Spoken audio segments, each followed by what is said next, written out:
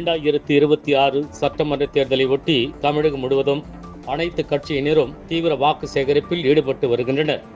அந்த வகையில் இன்று தமிழக வெற்றி கழகத்தின் சார்பில் காஞ்சிபுரம் சட்டமன்ற தொகுதி வேட்பாளர் ஆர்.வி. ரஞ்சித்குமார் காஞ்சிபுரம் வடக்கு ஒன்றியம், விப்பேடு மற்றும் அதன் சுற்றுவட்டார பகுதிகளில் தீவிர வாக்கு சேகரிப்பில் ஈடுபட்டு வருகிறார்.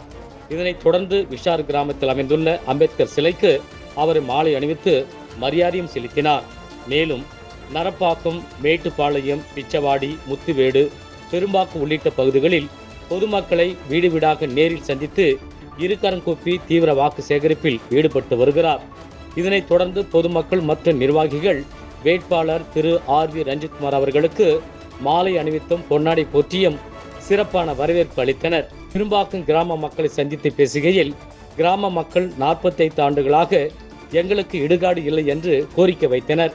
இந்த கோரிக்கைகளை கேட்ட வேட்பாளர் திரு ரஞ்சித்குமார் அவர்கள், நான் காஞ்சிபுரம் சட்டமன்ற உறுப்பினர் ஆனவுடன் உங்களுக்கு இடுகாடு உடனடியாக அமைக்கப்படும் என உறுதியளித்தார்.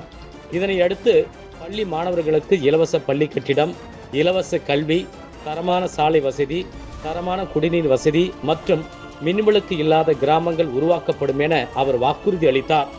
இந்த நிகழ்ச்சியில் மாவட்ட, ஒன்றிய, மாநகர கிளைக்கழக நிர்வாகிகள், தொண்டர்கள், உறுப்பினர்கள் என ஏராளமானோர் கலந்து கொண்டனர். அண்ணா ஹெட்லைன்ஸுக்காக உங்கள் சமூக ஆர்வலர், மதிப்புறு முனைவர், ரொட்டேரியன் PHF பெரியசாமி பரமசிவா.